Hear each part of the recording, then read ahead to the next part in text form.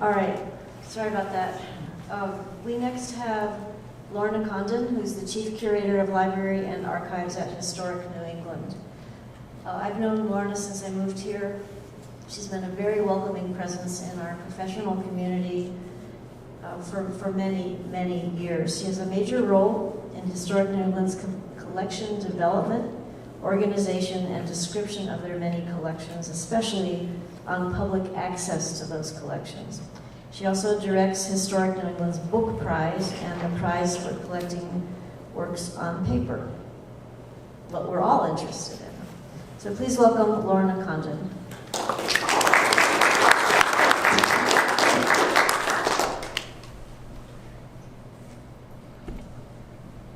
Thank you, Beth. Hello, everyone. I'm delighted to be here this afternoon to be talking with you about Boston, the hub for ephemera. And I'm happy to be sharing this conversation with Beth, who has done such an extraordinary job organizing this for us all, and with John and Chris and Kyle and Mary.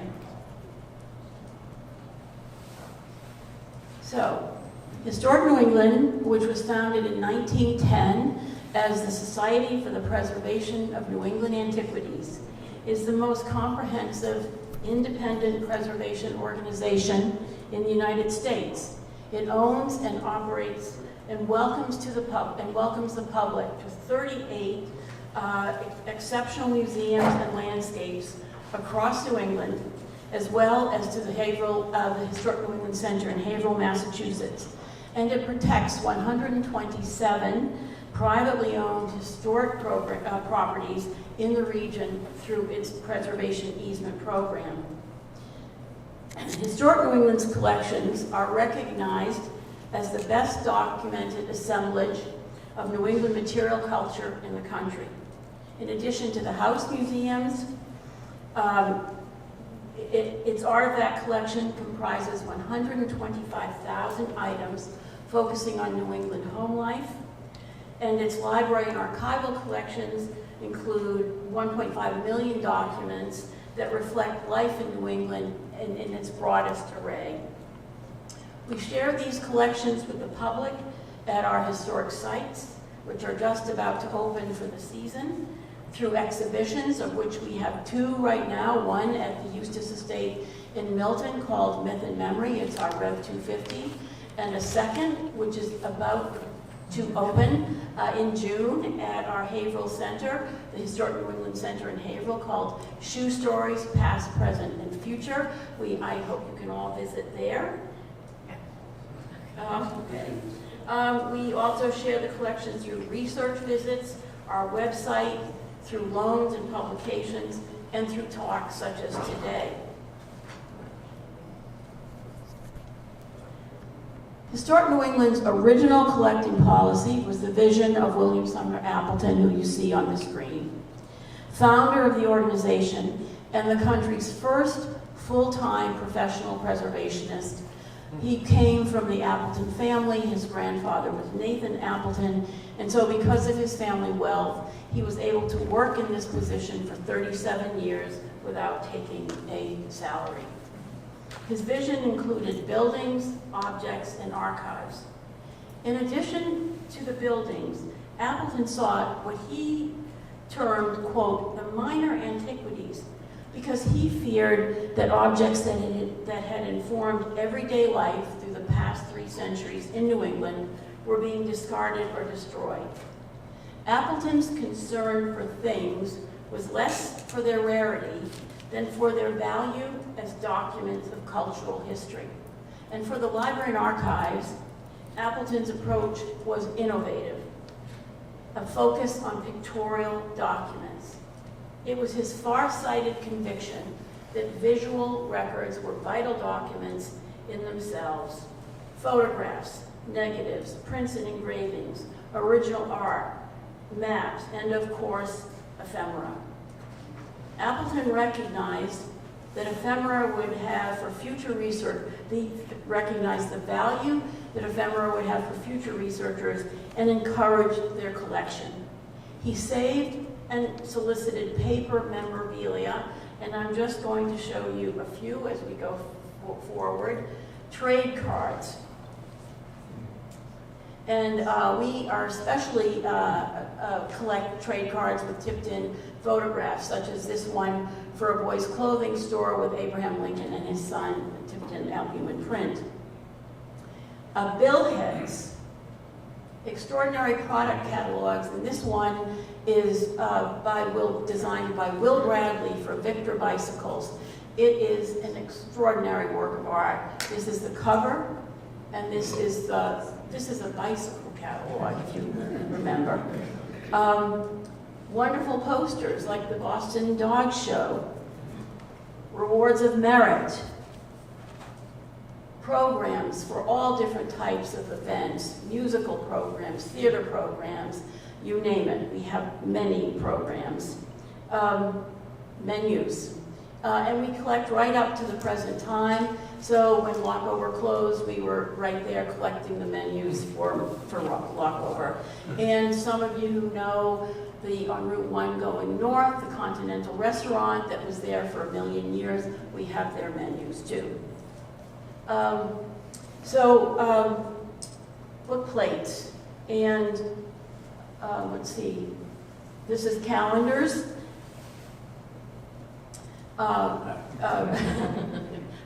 Greeting cards, including some wonderful 20th century cards, and of course, cards designed and printed by Louis Prang. Stationery, and invitations such as this one to the Boston Tea Party Centennial. What's wonderful about this invitation is on the back, the people who attended, a brother and sister, wrote that they wore outfits that their ancestors had worn in the 18th century. So we have these extraordinary stories through this ephemera. Card games and scrapbooks. We have lots and lots of scrapbooks. And I'm going to spend a little bit of time on this because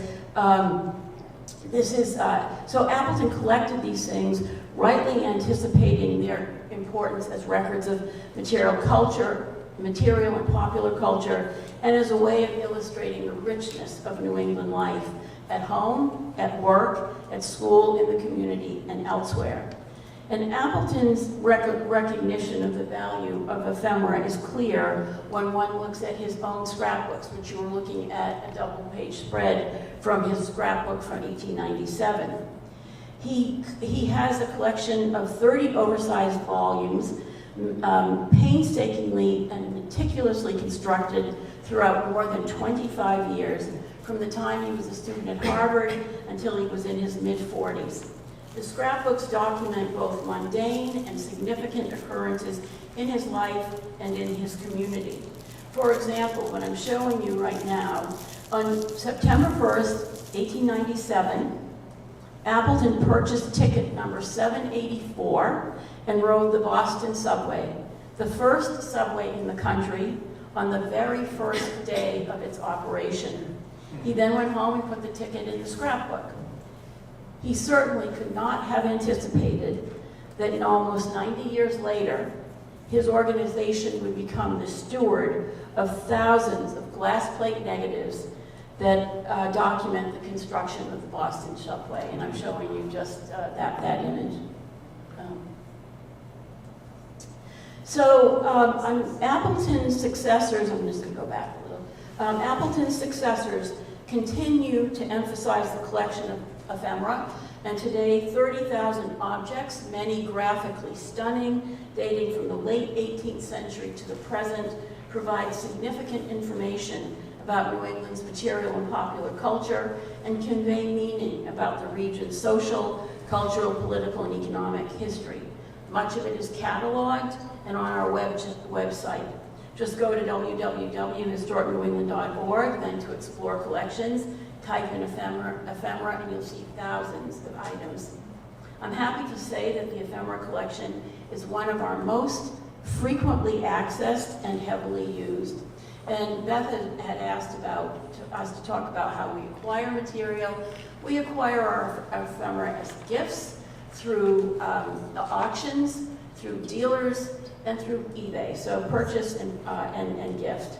And for the next few minutes, I'm going to talk about how the ephemera collection complements and enhances a few of our major collecting areas and institutional initiatives and priorities.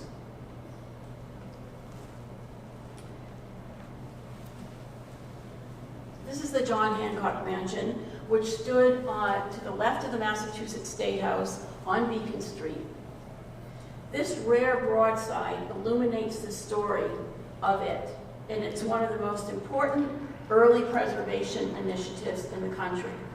In 1863, the home of Hancock was threatened with demolition. Hancock had, built in 1737 by Hancock's Uncle Thomas of the finest materials, Hancock had wanted it to become the Massachusetts Governor's Mansion or some other civic building.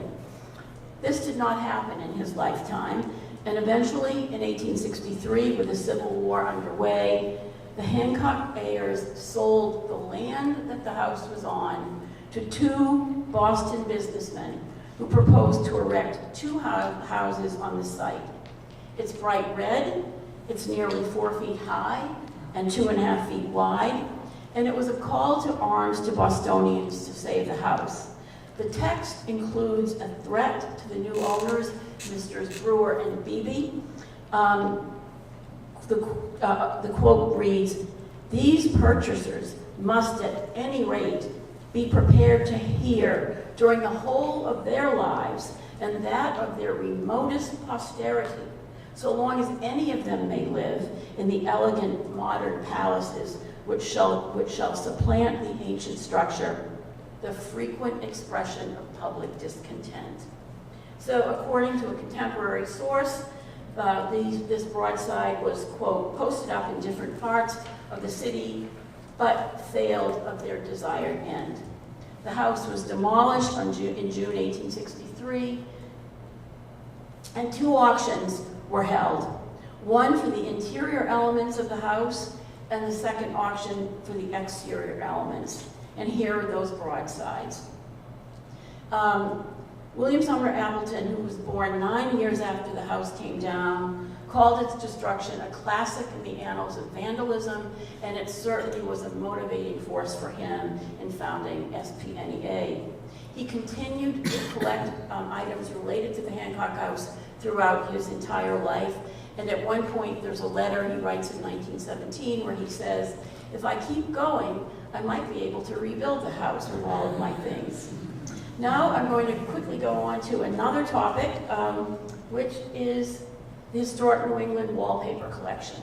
Historic New England holds one of the most extensive collections of wallpaper in the country, second only to the Cooper Hewitt National Design Museum. It includes more than 6,000 individual samples of wallpaper dating from the 1750s to the present, historic photos of wallpaper in situ, and ephemera dealing with the wallpaper industry.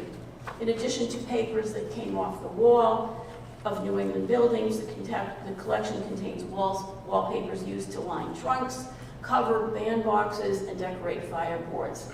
Wallpapers range from pristine examples with complete repeats to small fragments. Accessible on Historic New England's website, the collection is one of our most heavily consulted resources. It's used all the time by homeowners, by movie and set decorators, by people who want to reproduce it. Here are just a few of the items. So this wallpaper is actually from the Hancock House. It's a flocked wallpaper. It was imported from Britain. And this wallpaper is William Morris. So I just wanted to show you a couple of the 6,000 examples.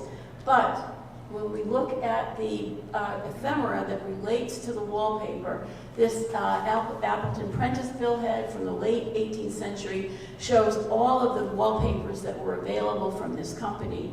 This extraordinary aesthetic trade card from Fisk and Spalding is just beautiful, as is art wallpapers by E.E. Higgins of Worcester, Massachusetts, and this extraordinary Egyptian revival, washable paper hangings in oil colors. And here's one from Newburyport, Massachusetts, We even have trade cards for people who hung wallpaper, and of course we have many, many trade publications from Sears and other places where the average person could buy their wallpaper. So, I'm going to talk about one other subject. Historic New England is recognized as a leading source for the study of New England architecture and the building trades. So it stands to reason that the ephemera collections are strong in these areas. More than 60,000 architectural drawings represent the work of approximately 400 architects, work practicing between the late 18th century and the present. We are fortunate to have large numbers of advertisements and business cards that show how architects represented themselves and their work. I show you Luther Briggs Jr., Henry Austin. These are just beautifully printed pieces from each of these architects. We also have the collection of Royal Barry Wills, who in the 1950s was the most popular architect in America. He was on the cover of Life magazine, he was an extraordinary self-promoter, but he actually wanted the average American to have a well-crafted home, well-designed home, and we have his collection. And this is Royal Barry Wills' scrapbook. So if one didn't want an architect or couldn't afford an architect, one could find a house plan in the countless plan books that were and still are available. And I show you just a few. The Aladdin Company, a pioneer in the pre-cut mail home order industry, was founded in 1906 and continued for 80 years. Aladdin houses dot the landscape throughout the US, Canada, and even Great Britain. And we are extraordinarily fortunate to have the Richard Cheek collection of plan books, hundreds and hundreds of these extraordinarily beautifully illustrated, informative plan books that Mr. Cheek has been donating to us. Here's one of the plan books, that's Cape Cod. Now, on to photography. Historic New England holds one of the largest and most important collections of regional photography in the country, more than 600,000 photographs and negatives, dating from the 1840s to the present and representing the work of hundreds of photographers. It ranges from daguerreotypes to digital images. And of course, we would have large collections of complementary photographic ephemera, trade cards, advertisements, and how-to manuals that shed light on the development of the medium. This one is a significant one.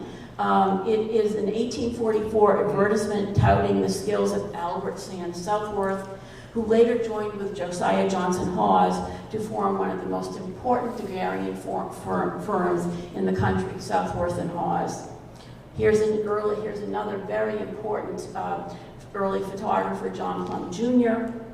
And then in this one by Samuel Lloyd, he's showing us his building with you want to see that it's very well lit. We also have trade cards, publications that show things like the price list of detective and concealed cameras. And the quote from that which was published in 1886, "The concealed cameras are designed for the use of those who wish to photograph without attracting the attention of anyone the interesting sights met in everyday life. It has not come to be generally known, but such is the fact that artists of renown and shrewd detectives carry our detective cameras. It requires no skill other than to get within the range of focus of the unsuspecting victim." So, and here's some more. Here's the Brownie camera. So in recent years, Historic New England has rewritten its collecting policy to reflect its commitment to collecting materials that tell the story of all New Englanders. And a couple of years ago, we had an exhibition at the Eustis Estate called Loud, Naked, and in Three Colors, the history of tattooing in Boston. And this was guest curated by Darren Bray and Margaret Hodges.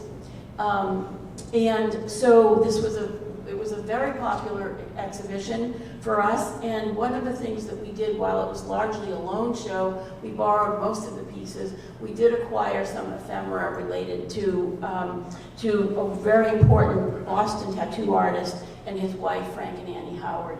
And so this is a way, by having this ephemera, his flash book, his business cards, his photographs, to continue to tell that story that we told at the Eustace estate.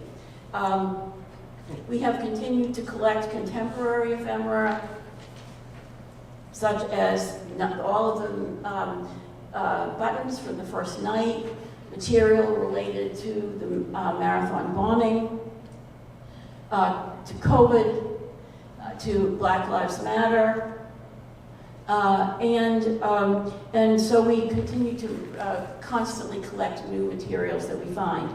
Beth asked if we would talk a little bit about how the collection is used.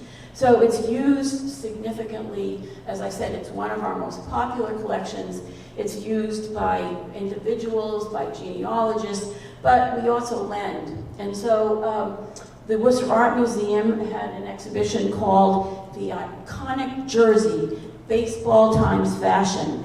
And they wanted to borrow a General Electric publication called The Magazine of Light, in which there was an article entitled, Major Leagues Will Play 247 Night Games in 1946.